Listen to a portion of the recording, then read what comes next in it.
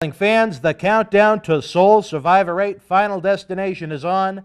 Saturday, March the 24th from Memorial Hall in Melrose, and I am very honored right now to be joined via telephone by one of the true veterans, the true greats in the sport right now, the one and only Fit Finlay. Fit, thank you for joining us so much. My pleasure. My pleasure.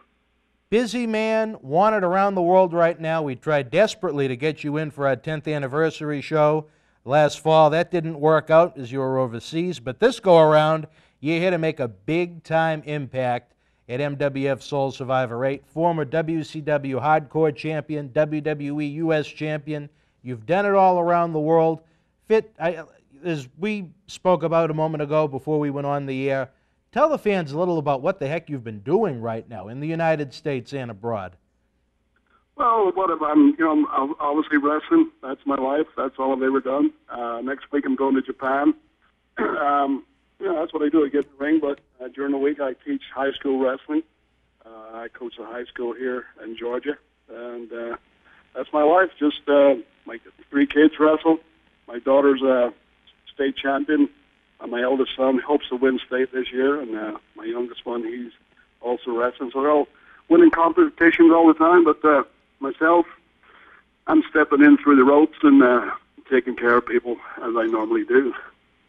Well, you certainly find yourself in an interesting spot in your MWF debut at Soul Survivor VIII. When President Cena attempted to sabotage the company to move us to the Carolinas, he offered me the chance to finally get my hands on that scumbag, the Stalker Kage, in an unsanctioned fashion. But due to real-life health circumstances, I could not risk permanent injury, but it was decided upon that you were the best man for the job to rip off his face and shove it down that slob Paul Bearer's throat after he gets done with his lunch and dinner at Popeye's Chicken. Well, that's something I can do quite well. Here's the thing. People have choices and chances, and some of the choices you make elevate the chance for someone to come along and rip your head off. And here's the thing you want to pass on to Mr. Kage is that, sometimes you come across someone in life that, makes you think twice about how tough you are, and makes you think about your own abilities, and really makes you feel unsure about yourself. Well, here's the thing. I'm that guy. I'm that guy that he's going to come across, and he will never be the same, because I will take his head and shove it where the sun doesn't shine. Well, believe me, I would pay a ticket to see that myself if I wasn't going to be there already. Mano a mano, I think Fit Finlay destroys Kage. However, Kage, he almost held the MWF Heavyweight Championship for 4 years at one point. He's the MWF Southern Champion down in the Carolinas now. However, not only do you have to worry about Cage's in-ring ability, but Paul Bearer here in the MWF, he has a trifecta of terror. He has the MWF Tag Team Champions, the 6'7", 330-pound Rick Fuller, who you may have been familiar with from your days in WCW, as well as the 6'4", near 400-pound executioner Brian Milonas. When it comes to training and preparing and studying for a match like this, how does an entire faction such as the Trifecta of Terror fit into Finlay's plans? Well, here's the thing. I've heard a lot about these guys, and to be honest with you, they're doing a good job of keeping that unit together, and they're a force to be reckoned with. And it's Paul Bearer is the mind behind it, and he is a great mind in this industry. So he knows what he's talking about. He knows how to keep guys on track. He knows how to plan, and he knows how to execute those plans. But here's the thing: there's not one situation that I haven't been in. There's not one situation that they can throw at me that'll surprise me. They may think they're smart, but you got a brain in here. I'm not a dummy. I'm not going to go in there blind. I've done my homework on what they are, who they are, how they operate, what they do, what they're capable of. I'm well prepared. I've watched them. I've learned about them. I would never, ever, ever take anybody too lightly. Never. That's when you fall down. That's when you hesitate. That's when you become a victim. Fit Finlay is not a victim. Never will be. And these guys, it's those guys that need to watch Fairfax. They don't know what surprises I can pull out of my sleeve. Well, indeed, an Irishman that likes to fight in the Boston area. What more could you ask for when you take on the Stalker Dylan Kage with Paul Bear in one half of the double main event? Finlay, it is shaping up to be a tremendous extravaganza of professional wrestling. Not only yourself, but MWF heavyweight champion Low Key, multi-time WWE champion Carlito, Paul Bear, as we mentioned, Al Snow will be in attendance, Bushwhacker Luke, you talk about wild and unorthodox, TNA X Division standout Zema Ion, that sleazebag John Cena Sr., as we mentioned. It is a who's who of professional wrestling coming to Soul Survivor on March the 24th. But not only is it a great night of professional wrestling, but it's an event as part of the Keep the Kids Off the Street campaign. The Special Olympic kids will be there, the Make-A-Wish kids, the Big Brothers. In this day and age, where you mentioned you had children of your own, I mean, I don't think you can stress enough how important it is to give kids interesting, exciting activities to go on, to keep them away from some of the demons of the world so they don't grow into them as they grow older. Absolutely. You know, kids are so easily led astray. You know, they've got their, you know, their peers. You know, they've just got so much distractions in life that it can be such a big mistake some kids make. You know, and it's a good thing to have them there around you, give them something to do. You know, mentor them, and just, you know, you just got to keep them on the right track, because it's so easy to fall into a trap, which can ruin your whole life. You know, it can set you on the wrong path. It can hinder what you want to do in the future. So I'm a firm believer. You know, I've got 60 kids on our wrestling team, and you know, you just got to treat them like your own. You know, and you got to look after them, and you got to make sure they're on board with everything, and you got to push them a little bit too. And that will never harm anybody. Someone looking after them and pushing them and finding out their abilities and their likes and their loves and their hates. And you just got to go with what you can and help as much as you can with all these kids. And it's an awesome thing that you got those Special Olympic kids and everything there. And it's, you know, it's a great thing you guys are doing. It's awesome. I'm really looking forward to being there and meeting all these folks, and especially getting in the ring and doing a bit of damage to the Stalker.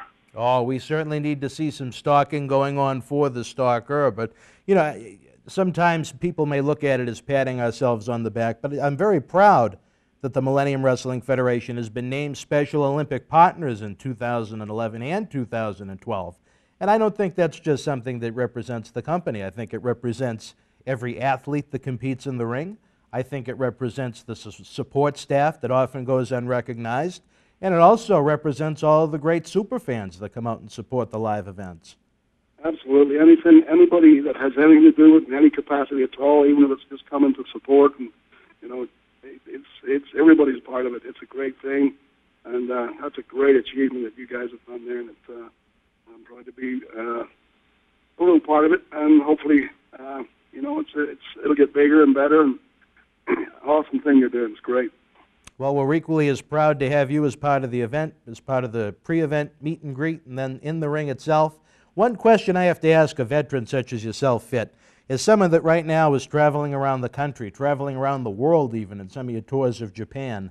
What do you see right now as some of the needs for these regional wrestling promotions that you go to, where, oh, I hate to call it the post-2000 syndrome, but it seems like those that broke into the sport after the millennium broke have a different attitude, appreciation, respect, mantra for professional wrestling than those than the 90s and beforehand. It seems like this generation certainly could use a little bit of mentoring, almost similar to what we do with the Keep the Kids Off the Street campaign. Absolutely. Well, I think what it boils down to is you've got you don't have as many veterans around you. You don't have as many veterans in the locker room, so that sort of thing needs to be passed on. You know, the locker room etiquette, you know, how to conduct yourself, and even how to, you know, how to move forward in your own profession. You know, it's you got to learn. You can't just because you got a pair of boots and you got in the ring a couple of times. That's not it. You got to. I've been doing this 38 years, and I always try to learn something. And that sometimes it's what not to do, but you're always striving to get better, always. And sometimes the younger guys, and I think it's that generation, you know, teenagers are the same, you know, video games are their passion, and it's, you know, there's no longer that physical mentality that most of us had in those days. You know, it's definite, in my opinion, a lack of veterans in the locker room, and they have no mentors anymore, not as much as it was in the 90s and 80s and stuff like that. So, you know, old timers like me around the locker room may make a difference, may not, but some of them listen, some of them won't. If the ones that won't, they're not going to last too long. So there you go. I think opinion. there are no shortage of veterans in an MWF locker room, and I certainly think not only is it an asset to the fans and the audience to be able to see you go out and perform your craft in the king of sports, but also for the younger guys trying to get to the position you're at, to be able to see what you do and how you do it is also a very, very important thing for those that are wise enough to realize the gift they're being given. Absolutely. Sometimes they don't, you know, sometimes, you know, they're kids, they're young guys. You know, I was there. I was a young kid. I thought I knew it all when I was in my teens, but, you know, there comes a point when you realize you don't, and if, you know, hopefully they're smart enough quick, and it doesn't take too long, because the business doesn't wait on anybody. It'll spit you out in a heartbeat. Well, always interested to get the analysis of a longtime veteran such as yourself, Fit. We're running out of time in this interview segment. Any final thoughts for Stalker, Dylan Kage, Paul Bear, and the great fans of Boston for Soul Survivor VIII, March the 24th? Here's a word for the Stalker, Mr. Kage. He will never, ever, ever be the same after this. I said this many times. It's like, you know, going deep sea fishing, you catch a shark and you try to get that shark in. You're going to have the biggest fight of your life trying to get that shark in the boat. You may get it in, you may not, but you will never, ever, ever forget that fight to get that shark in the boat. And this shark, with Finlay, has got sharp teeth. He's going to bite his head off. Unbelievable. Wrestling fans, you heard it from the horse's mouth himself. Finlay joined 7 other featured superstars as part of an all-day extravaganza to keep the kids off the street. Saturday, March the 24th from the historic Memorial Hall. Fit, thank you so much for joining us, and get your tickets and VIP packages now at the BostonWrestling.com super site. We'll see you soon.